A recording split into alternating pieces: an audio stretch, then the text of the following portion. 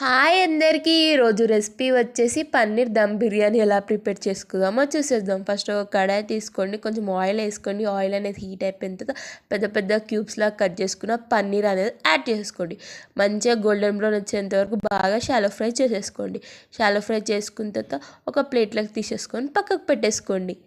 పక్కకు పెట్టుకున్న తర్వాత ఇప్పుడు మళ్ళీ ఒక బౌల్ తీసేసుకోండి. బౌల్లో ఒక 1/2 లీటర్ చిలికిన పెరుగు యాడ్ చేసేసుకోండి. పెరుగు అనేది యాడ్ చేసుకున్న తర్వాత నేను ఇక్కడ కొత్తిమీర పుదీనా యాడ్ చేసుకుంటున్నాను. కొత్తిమీర పుదీనా యాడ్ చేసుకున్న తర్వాత కొంచెం ఫ్రైడ్ ఆనియన్స్ యాడ్ చేసుకుంటున్నాను. ఒక 2 టేబుల్ స్పూన్స్ ఆఫ్ ఉప్పు యాడ్ చేసుకుంటున్నాను. ఒక 2 టేబుల్ స్పూన్స్ ఆఫ్ కారం యాడ్ చేసుకుంటున్నాను. ఒక టీ స్పూన్ ధనియాల పొడి యాడ్ చేసుకుంటున్నాను. గరం మసాలా కూడా యాడ్ చేసుకున్న తర్వాత ఇక్కడ నేను బిర్యానీ మసాలా యాడ్ చేసుకున్నాను. కొంచెం పసుపు యాడ్ చేసుకుంటున్నాను. ఇందాక డీప్ ఫ్రై చేసుకున్న పన్నీర్ యాడ్ చేసుకున్నాను. ఇందాక డీప్ ఫ్రై చేసుకున్న ఆయిల్ ఉంది కదా, నేను అదే ఆయిల్ అనేది ఇక్కడ యాడ్ చేసుకుంటాను. ఆయిల్ అనేది యాడ్ చేసుకున్న తర్వాత బాగా మిక్స్ చేసుకోవాలి. పన్నీర్కి మంచి గ్రేవీ అంతా పట్టాలి కాబట్టి బాగా మిక్స్ చేసేసుకోవాలి. బాగా మిక్స్ చేసుకున్న తర్వాత ఇక్కడ నేను ఒక 4 to 5 గ్రీన్ చిల్లీస్ యాడ్ చేసుకుంటున్నాను. గ్రీన్ చిల్లీస్ యాడ్ చేసుకున్న తర్వాత బాగా మిక్స్ చేసుకొని ఫ్రిడ్జ్లో ఒక 1/2 అవర్ సేపు మంచిగా అది మ్యారినేట్ అయ్యేంత వరకు ఒక 1/2 అవర్ సేపు ఫ్రిడ్జ్లో పెట్టేసుకోండి.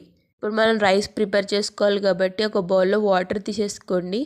వాటర్ తీసేసుకున్న తర్వాత హోల్ స్పైసెస్ వేసుకోవాలి. స్పైసెస్ వేసుకున్న తర్వాత నేను లెమన్ యాడ్ చేసుకుంటున్నాను, కొత్తిమీర పుదీనా యాడ్ చేసుకుంటున్నాను, కొంచెం రైస్కి తగ్గట్టు సాల్ట్ యాడ్ చేసుకున్నాను, కొంచెం ఆయిల్ యాడ్ చేసుకున్న తర్వాత ఒక పొంగు వచ్చిన తర్వాత ఏదైతే బాస్మతి రైస్ ఉందో నానేసుకుంది, నేను కూడా 1/2 అవర్ ముందు నానేసుకున్న బాస్మతి రైస్ యాడ్ చేసుకుంటున్నాను. ఒక 90% వరకు ఉడికిన తర్వాత దల్లుంతా గంజి మొత్తం వంపేసుకొని పక్కకు పెట్టేసుకోవాలి. ఇప్పుడు మనం బిర్యానీ ప్రిపేర్ చేయాలి కాబట్టి ఒక బౌల్ తీసేసుకోండి.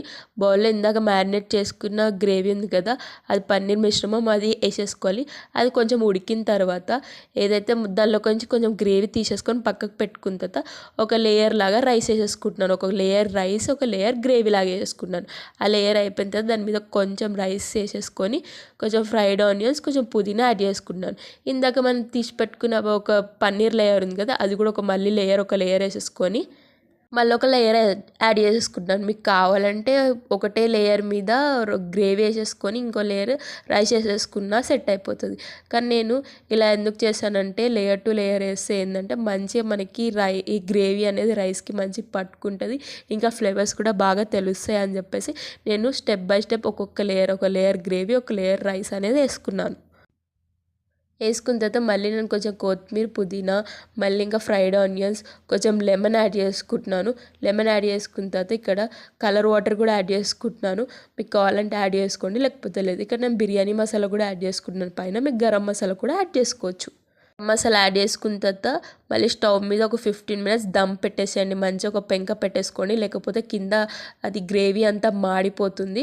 పెట్టేసుకుని ఒక 15 minutes పెట్టేసుకున్నారనుకో మీకు మంచి దమ్ బిర్యానీ రెడీ అయిపోతుంది. చూడండి అసలు కలర్ ఎంత టెంప్టింగ్గా ఉంది. అసలు రైస్ కూడా అసలు విడిపోయి ఎంత కుల్ల వచ్చేసింది. రైస్ కూడా చూస్తుంటేనే మీకు కూడా తినాలనిపిస్తుంది కదా.